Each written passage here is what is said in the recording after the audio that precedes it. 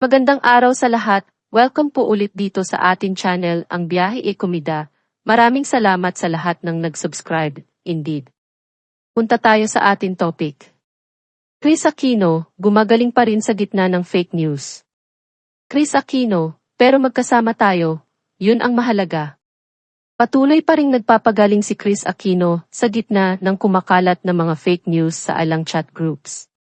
Ito ang binigyang linaw ng matalik na kaibigan ni Kris at dating entertainment editor na si Dindo Balares.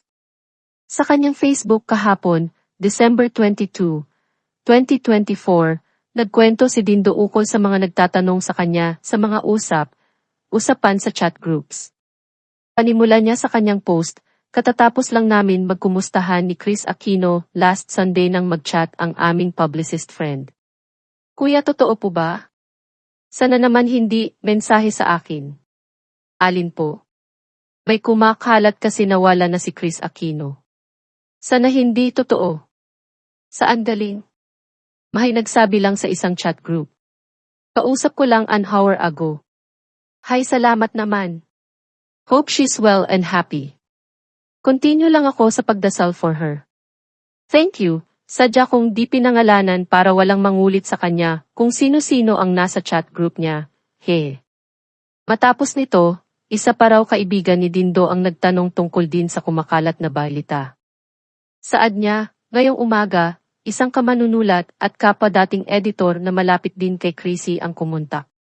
Any update about Kris, Anya? Nagpapagaling pa rin po. Maraming salamat. Ipaparating ko sa kanya ang iyong pangumusta. May mga kumakalat na namang kung ano-ano. Lagi ko siyang ipinagdarasal. Oo nga. Nahihirapan pero malaking tulong ang prayers. Sure akong matutuwa siya na di mo siya kinakalimutan. Mensahe ni Dindo sa followers ni Kris, huwag basta-basta maniwala sa mga lumalabas sa social media. Anya, para po sa followers ni Chrissy, dobling ingat na lang po sa fake news at misinformations.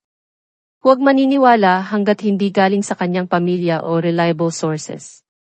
Patuloy ang gamutan at pagpapalakas niya. Katunayan, food ang madalas na topic namin ngayon. May bago namang padalang larawan si Kris kay Dindo, kung saan makikita ang bonding nila ng mga anak niyang sina Josh at Binbi. Sa chat nila ni Dindo, sinabi ni Kris na tulog daw ang nakahihiligan nito ngayon. Pagbabahagi ni Dindo, ipinadala niya ito kahapon habang magka-chat kami. Nagiging antukin si Chrissy kaya panay ang tulog. Sabi ko, sana bumabawi na ang kanyang katawan, lalo na't umaayos na ang panlasa niya. Madalas pa ring may masasakit sa katawan, 24/7, nakamonitor ang blood pressure at heartbeat, at tuloy ang gamutan. But we're together, that's what matters, sabi niya nang ipadala ang picture. At gagawin ko ang lahat para mas matagal kaming magkasama. Alleluia!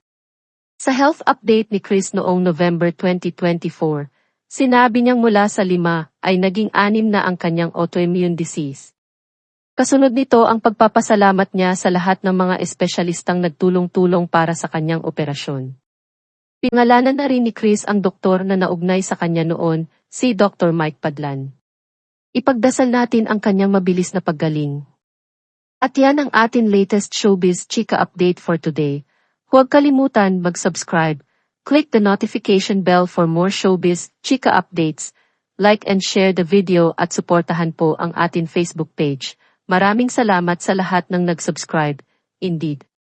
Magandang buhay sa lahat, paalam.